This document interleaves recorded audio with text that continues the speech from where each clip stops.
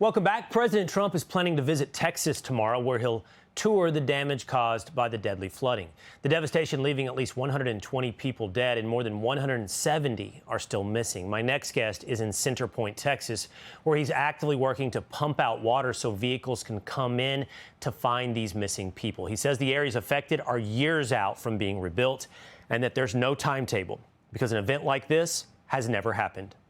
Joining me now from a car, because he's out working on these rescues, is the United Cajun Navy's Deputy Incident Commander, Ryan Logue. Ryan, thanks for being with us here today. First, let me just ask you, you're out there now, I assume in the vicinity of the Guadalupe River. You're in search mode. What are the conditions like as we speak? I've come to understand there are massive, in fact, thousands of massive brush piles that need to be looked through, I'm sure littered with debris of various kind. What are the conditions to search for the missing? I mean, first, on top of the heat, the humidity, I mean, we've got right now a small breeze, but right there, just starting with that's the beginning of your biggest challenge too, because the heat, the dehydration, the exhaustion that kicks in real quick.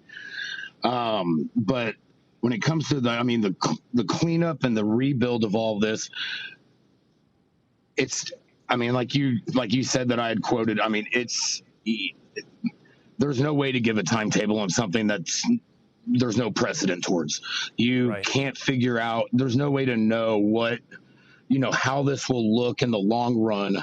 Sorry if I keep looking at my windows, I'm looking at it as we speak. And it's so much, and it's so diverse in the types of damage that you see in every different part of the river. I mean, if there's a bend in the river, you've got debris 30 feet high and almost half an acre large that the dogs have to go through before we can get ground teams even in there. I mean, there's challenges on every turn that we come across here. And Ryan, that's what I want to try to help people understand. There is a search for the missing now, and I have some familiarity with these incidences, including a flood there in the area at the Blanco River in 2015, and the missing sometimes weren't found. And when they were found, it was 18 months down the road because it was 12 miles away, even 3 miles inland from the banks of the existing river because of the way the river swelled during the floods. So I really would like people to understand the length of time and honestly, the difficulty in accomplishing 100% in finding all the missing. So when that water rushed down, one of the biggest things that it did is the silt along the bottom of the river got completely moved around to where there are now riverbeds that were not there originally. There are mounds of silt that are the size of, multiple houses, and those were not there before. And that's an easy place for a body to be able to get caught up into. So, I mean, and that's just one example of many I could give on just, places that you'll have to end up looking through at some point, but you've got to make sure that you do it correctly, and you've got to make sure that it's done in a way that is with respect to the victim itself.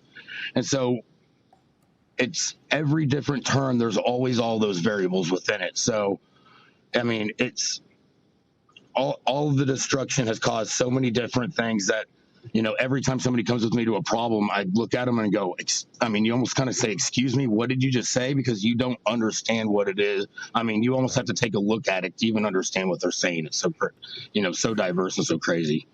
Ryan, we appreciate how you guys at the Cajun Navy always show up, and we wish you the best of luck in helping the people there in Texas. Thank you.